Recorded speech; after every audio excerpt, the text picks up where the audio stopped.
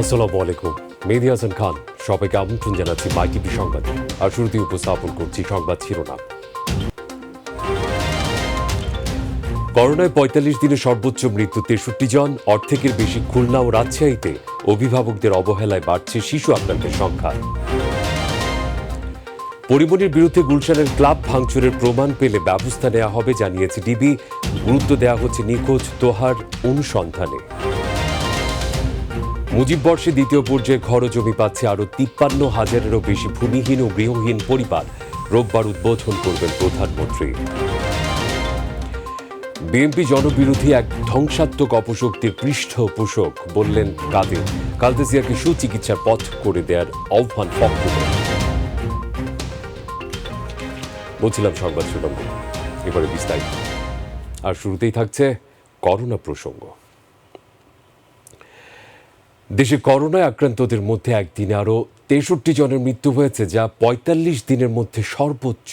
এর আগে একদিনের চেয়ে বেশি মৃত্যু হয় ৩রা মে ৬৫ জনের। গত ২৪ ঘন্টায় মৃতদের মধ্যে অর্ধেকের বেশি খুলনা ও রাজশাহী বিভাগে। কেবল খুলনায় ২০ জনের মৃত্যু হয়েছে, আর রাজশাহীতে মারা গেছে ১৩ জন। আর ২৪ ঘন্টায় আরও ৩,৮৪০ জনের করোনা শনাক্ত হয়েছে। স্বাস্থ্য অধিদপ্তর জানিয়েছে, নতুন মৃতদের নিয়ে দেশে করোনায় মৃতের সংখ্যা দাঁড়ালো ১৩,৩৪৫ জনে। নতুন আক্রান্তদের নিয়ে শনাক্ত রোগীর সংখ্যা হলো ৮,৪১,০৮৭ জন। গত ২৪ ঘন্টায় ২৪,৮৭১ জনের নমুনা পরীক্ষা করা হয়। পরীক্ষার বিপরীতে রোগী শনাক্তের হার ১৫.৪৪%। আগের দিন এটি ছিল ১৬.৬২%।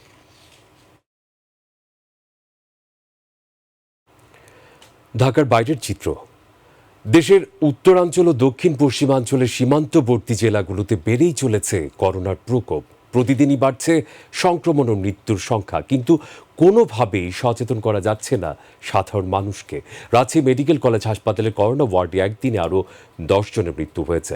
খুলনায় মারা গেছে আরও ৭ জন। এ অবস্থায় রাজশাহী ও চাঁপাইনবাবগঞ্জে বিশেষ লকডাউন আরও ১ সপ্তাহ বাড়ানো হয়েছে।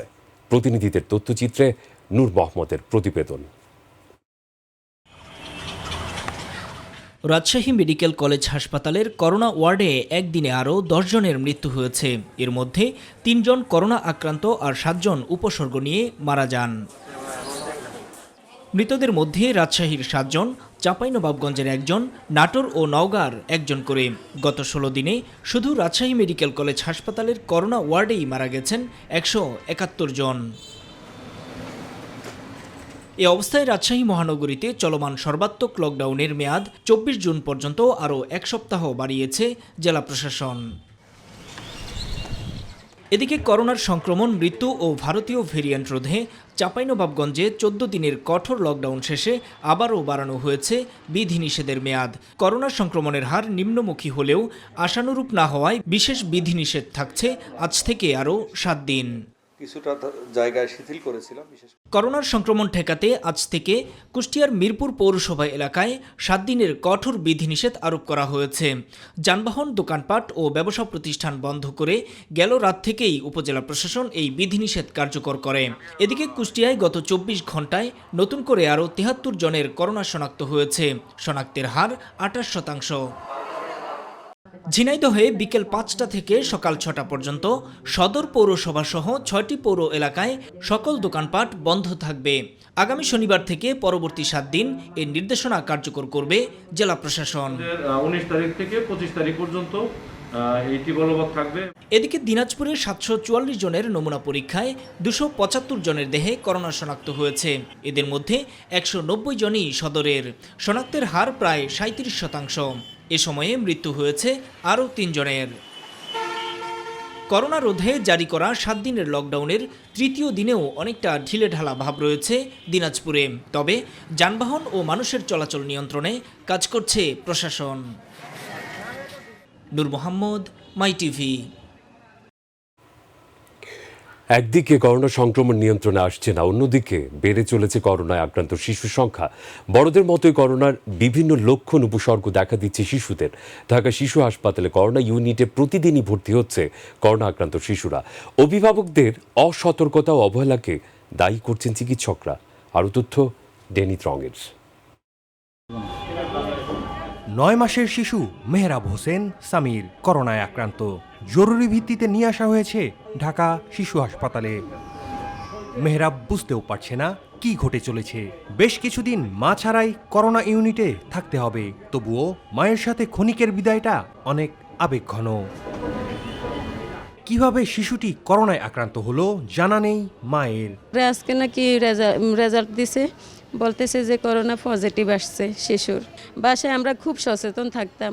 এখন আমার শিশুর এমন কোনো সিমটম আমরা দেখি নাই যে আমার শিশুর করোনা হয়েছে। এখন আল্লাহ পাক ভালো জানে যে আমার শিশুর কি হয়েছে।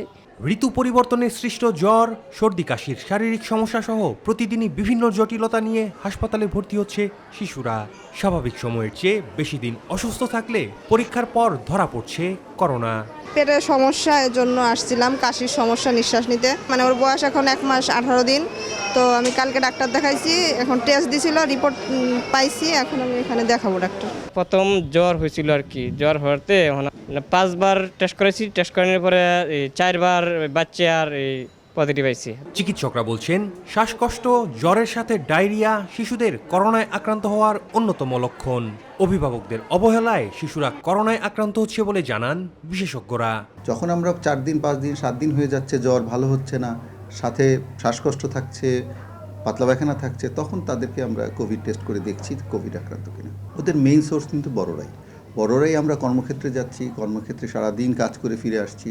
একটু অসচেতনতার কারণে বাসায় এসেই যদি সাথে সাথে হাত না ধুয়ে বা নিজে ফ্রেশ না হয়ে পরিবারের সদস্যদের সাথে যাই, তখনই কিন্তু বাচ্চারা আক্রান্ত হচ্ছে।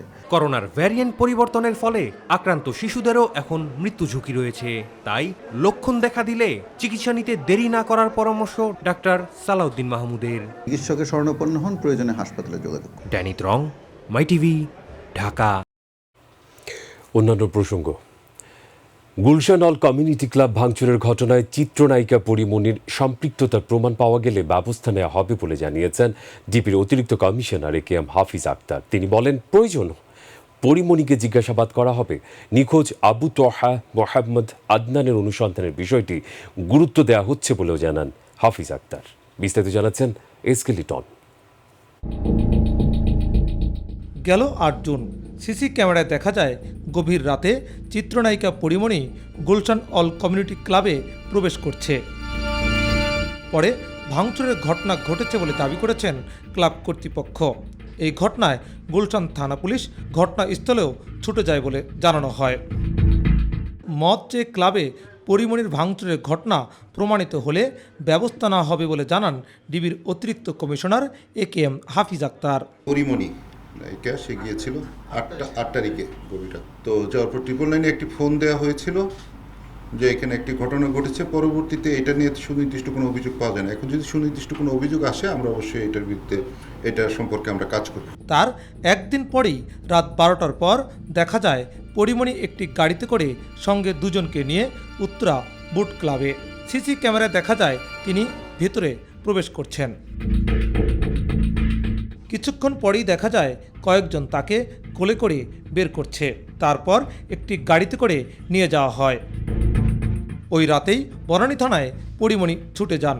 সেই চিত্র ধরা পড়ে সিসি ক্যামেরায়। পরে অভিযোগ করা হয় তাকে ধর্ষণ ও হত্যার চেষ্টার। গ্রেপ্তার করা হয় অভিযুক্তদের। পরিমণির অভিযোগের সত্যতা নিয়ে প্রশ্ন উঠেছে। প্রকৃত ঘটনা উদ্ঘাটনে তাকে জিজ্ঞাসাবাদ করা হবে কিনা সাংবাদিকদের এমন প্রশ্নে ইতিবাচক সম্মতি জানান ডিবির অতিরিক্ত কমিশনার।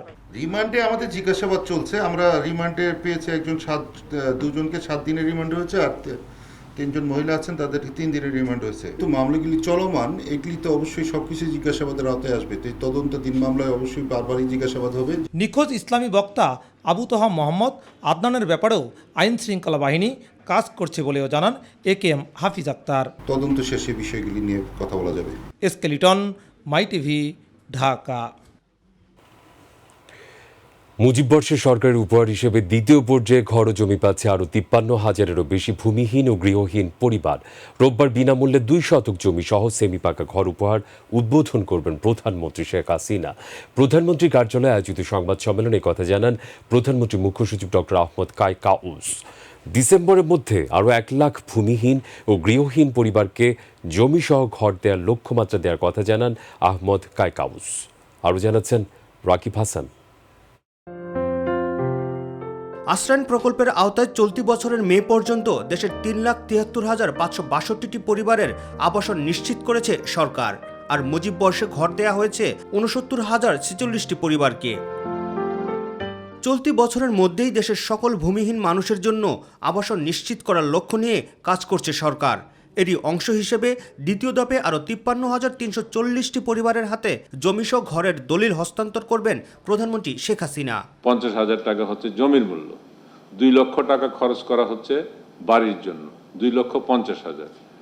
বিদ্যুৎ, গ্যাস এগুলি সবকিছু মিলিয়ে আমাদের প্রায় 2,60,000 টাকার সম্পত্তির মালিক হচ্ছেন একটি দরিদ্র পরিবার। 22,000 কোটি টাকা ব্যয়ে বিশ্বের সর্ববৃহৎ এই আশ্রয়ণ প্রকল্পের উদ্যোগটি সামাজিক আন্দোলনে রূপ নিয়েছে বলেও জানান প্রধানমন্ত্রীর কার্যালয়ের মুখ্য সচিব।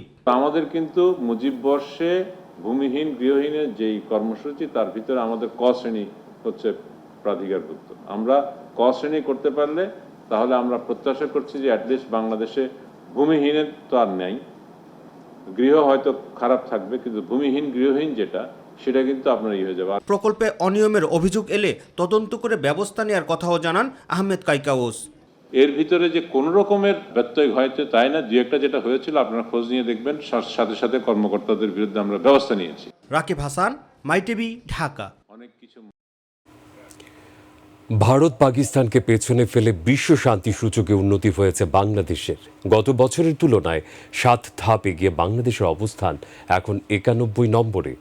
অস্ট্রেলিয়ার সিডনি ভিত্তিক আন্তর্জাতিক গবেষণা প্রতিষ্ঠান ইনস্টিটিউট ফর ইকোনমিক্স অ্যান্ড পিসের তৈরি বিশ্ব শান্তির সূচকে গত বছর 97তম অবস্থানে থাকলেও চলতি বছর 2.068 স্কোর নিয়ে বাংলাদেশ 91তম স্থানে উঠে এসেছে। বিশ্বের 163টি দেশের নাগরিকদের শান্তিপূর্ণ জীবনযাপনের নিরাপত্তা ও সুরক্ষা, অর্থনৈতিক মূল্য, ট্রেন্ড এবং শান্তিপূর্ণ সমাজ গঠনে নেওয়া পদক্ষেপের তথ্যের উপর ভিত্তি করে এই সুযোগ তৈরি করে তা প্রতি বছর প্রকাশ করে প্রতিষ্ঠানটি।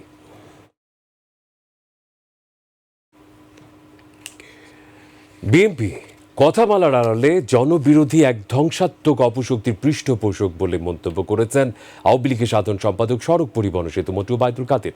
সকালে সচিবালয়ে নিজ দপ্তরে সংবাদ সম্মেলনে মন্তব্য করেন তিনি। যারা হত্যা ষড়যন্ত্র রাজনৈতিক কৌশল হিসেবে গ্রহণ করেছে তারাই দেশের এগিয়ে যাওয়ার পথে অন্যতম বাধা উল্লেখ করে ওবায়দুল কাদের আরও বলেন, বিএনপি এদেশের সহাবস্থানের রাজনীতির পথে অন্তরায়। শেখ হাসিনার নেতৃত্বে গণতন্ত্রের চলমান অগ্রযাত্রায় প্রয়োজন দায়িত্বশীল বিরোধী দল। বিএনপি দায়িত্বশীলতার পরিচয় দিতে ধারাবাহিকভাবে ব্যর্থ হচ্ছে। তাদের ধ্বংসাত্মক রাজনীতি সহাবস্থানের পরিবেশকে ঝুঁকিপূর্ণ করে তুলছে দিন দিন। মুখে গণতন্ত্রের কথা বললেও তাদের অন্তরে ষড়যন্ত্র, প্রতিহিংসা। তারা কথামালার আড়ালে জনবিরোধী এক ধ্বংসাত্মক অপশক্তির পৃষ্ঠপোষক। রাজনৈতিক প্রতিহিংসার কারণে চিকিৎসার জন্য খালেদা জিয়াকে বিদেশে যেতে দিচ্ছে না সরকার বলে মন্তব্য করেছেন বিএনপি মহাসচিব মির্জা ফখরুল ইসলাম আলমগীর। প্রতিহিংসা পরিহার করে খালেদা জিয়াকে সুচিকিৎসার পথ করে দেওয়ার আহ্বান জানান তিনি। রাজধানী ভাটারায় বৃক্ষরোপণ কর্মসূচিতে আলোচনা সভায় এই আহ্বান জানান বিএনপির মহাসচিব। রাজনৈতিক পরিবেশের পাশাপাশি প্রাকৃতিক পরিবেশকেও ধ্বংস করছে আওয়ামী লীগ বলে অভিযোগ করেন মির্জা ফখরুল। এই সরকার রাজনৈতিক প্রতিহিংসার কারণে তাকে সেই সুযোগ থেকে বঞ্চিত করেছে, তাকে সেই সুযোগ দেয়নি। আমরা ইতিমধ্যে সমগ্র দেশের মানুষের কাছে আবেদন করেছিলাম, দোয়া চেয়েছিলাম, তারা দোয়া করেছেন। আমরা আপনাদের কাছে অনুরোধ করবো যে আপনারা তার জন্য দোয়া করবেন, তিনি যেন সুস্থ হয়ে ওঠেন। এবং সরকারকে আহ্বান জানাবো যে রাজনৈতিক প্রতিহিংসা বাদ দিয়ে এই মহান নেত্রীকে, যিনি গণতন্ত্রের জন্য দীর্ঘ সংগ্রাম করেছেন, লড়াই করেছেন, 3 বারের প্রধানমন্ত্রী ছিলেন এবং দেশকে উন্নত করবার জন্য তার বহু অবদান রয়েছে। সংবাদের এই পর্যায়ে গ্রাম বাংলার খবর।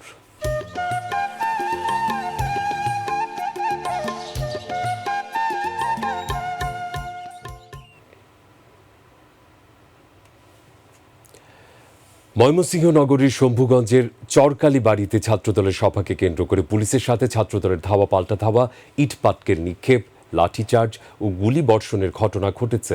দুপুর 1:15টার দিকে এই ঘটনাটি ঘটে। এতে কোতোয়ালি মডেল থানার ওসি তদন্ত ফারুক হোসেন ও ওসি অপারেশন ওয়াজেদ আলী সহ 6 জন পুলিশ সদস্য এবং ছাত্রদলের কেন্দ্রীয় সাধারণ সম্পাদক ইকবাল হোসেন শ্যামল সহ 20 নেতাকর্মী আহত হয়েছেন। কোতোয়ালি মডেল থানার ওসি ফিরোজ তালুকদার জানান, করোনাকালীন সরকারি বিধিনিষেধ অমান্য করে ছাত্রদল সমাবেশ করছে এমন খবর পেয়ে পুলিশ ঘটনাস্থলে পৌঁছলে ছাত্রদলের নেতাকর্মীরা পুলিশের উপর হামলা চালায়। এতে 6 জন পুলিশ আহত হয়। ঘটনাস্থল থেকে 8 জনকে আটক করা হয়েছে বলে জানান তিনি। এদিকে লালমনিরহাটে বর্ষার আগেই শুরু হয়েছে তিস্তা নদীর ভয়াবহ ভাঙন।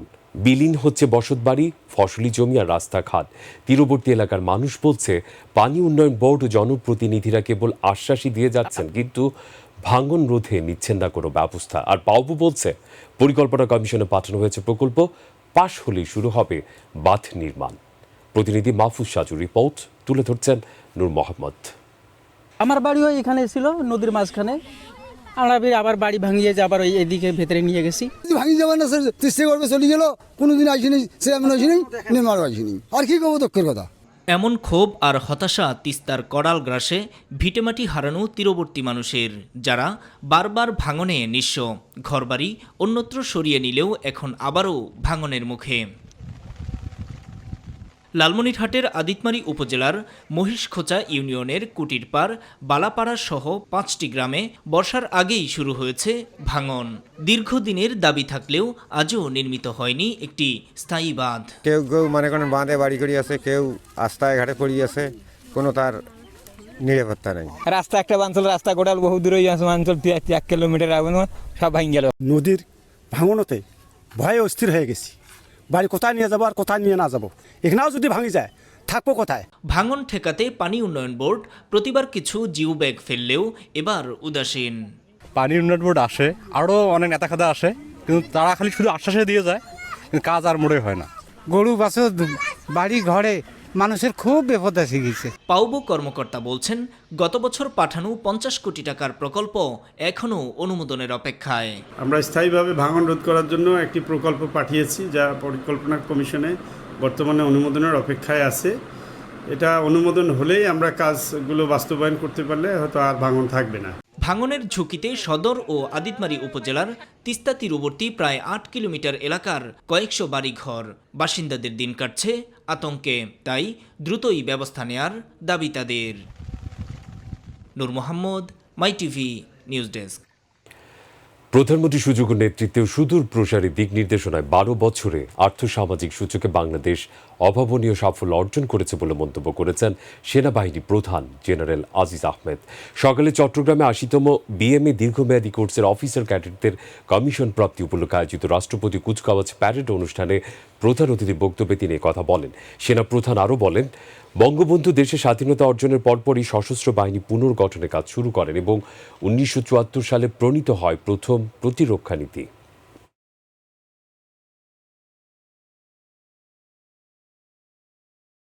গণপ্রজাতন্ত্রী বাংলাদেশ সরকারের মাননীয় প্রধানমন্ত্রী শেখ হাসিনার সুযোগ্য নেতৃত্ব ও সুদূর প্রসারী দিক নির্দেশনায় বিগত 12 বছরে আর্থসামাজিক সূচকে বাংলাদেশ অভাবনীয় সাফল্য অর্জন করেছে। সকল প্রতিকূলতা ও দারিদ্রতা জয় করে বাংলাদেশ আজ উন্নয়ন আদর্শের রোল মডেল। সর্বোন্নত দেশ থেকে উন্নয়নশীল দেশে উত্তরণ স্বাধীনতার সুবর্ণ জয়ন্তী উদযাপনের বছরে আমাদের একটি অত্যন্ত গৌরবময় প্রাপ্তি। উন্নয়নমূলক কাজে জনগণকে সম্পৃক্ত করতে সংশ্লিষ্ট কর্তৃপক্ষকে নির্দেশ দিয়েছেন স্থানীয় সরকার মন্ত্রী তাজুল ইসলাম। আর রাস্তা দখলকারীদের দ্রুত রাস্তা ছেড়ে দেওয়ার হুঁশিয়ারি দিয়ে ঢাকার 2 মেয়র বলেছেন, উন্নয়নের জন্য বিস্তৃত কর্মপরিকল্পনা গ্রহণ করা হচ্ছে। রাজধানীতে পৃথক পৃথক অনুষ্ঠানে তারা এসব মন্তব্য করেন। আরও জানাচ্ছেন জাহিদ আহমেদ পাপু। রাজধানীর ইব্রাহিমপুরে নাগরিকদের স্বেচ্ছায় প্রশস্ত করা রাস্তা পরিদর্শন অনুষ্ঠানের আয়োজন করে এলাকাবাসী। অনুষ্ঠানে করোনা মোকাবেলা, ডেঙ্গু প্রতিরোধ, রাস্তা প্রশস্তকরণ সহ উন্নয়নমূলক কাজে সাধারণ মানুষের অংশগ্রহণ নিশ্চিত করার জন্য সংশ্লিষ্টদের নির্দেশ দেন স্থানীয় সরকার মন্ত্রী তাজুল ইসলাম। আমাদের ভলেন্টিয়ারিজমটাকে প্রমোট করতে পারি, তাহলে আমরা সব মানুষকে এঙ্গেজ করে ফেলতে পারবো। আমরা তখন বিপ্লব ঘটাইতে পারবো।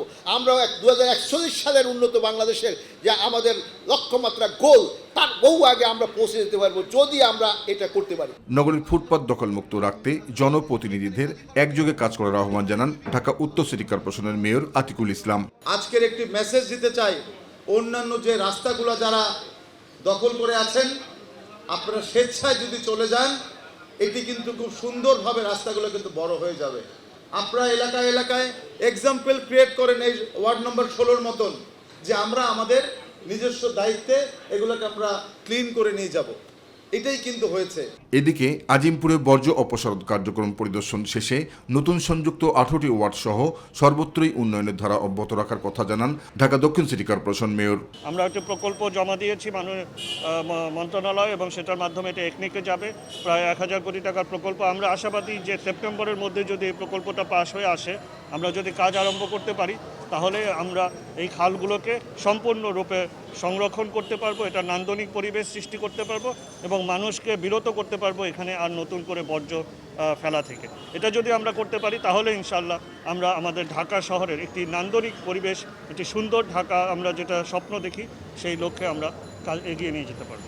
দক্ষিণ সিটিতে এবার 13টি কোরবানির পশুর হাট ইজারা দেওয়া হয়েছে। স্বাস্থ্যবিধি মেনেই পশু কেনা বেচা চলবে বলেও জানান ব্যারিস্টার শেখ ফজলে নূর তাপস। জাহিদ আহমেদ বাবু, মাই টিভি, ঢাকা। এই সাথে সংবাদের একেবারে শেষ পর্যায়ে আমরা, তবে যাবার আগে সংবাদ শিরোনামগুলো মনে করে দিতে চাই আরও একবার।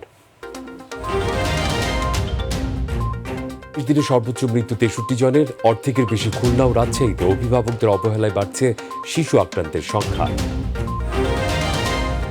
পরিমণির বিরুদ্ধে গুলশানে ক্লাব ভাঙচুরের প্রমাণ পেলে ব্যবস্থা নেওয়া হবে জানিয়েছে ডিবি। গুরুত্ব দেওয়া হচ্ছে নিখোঁজ তোহার অনুসন্ধানে। মুজিব বর্ষে দ্বিতীয় পর্যায়ে ঘর জমি পাচ্ছে আরও 53,000-এরও বেশি ভূমিহীন ও গৃহহীন পরিবার। রোববার উদ্বোধন করবেন প্রধানমন্ত্রী। বিএনপি জনবিরোধী এক ধ্বংসাত্মক অপশক্তির পৃষ্ঠপোষক বললেন কাদের। খালেদা জিয়াকে সুচিকিৎসার পথ করে দেওয়ার আহ্বান ফখরুলের। দর্শক, এই ছিল এখনকার সংবাদে। পরবর্তী সংবাদ দেখার আমন্ত্রণ জানিয়ে বিদায় নিচ্ছি। আল্লাহ হাফেজ।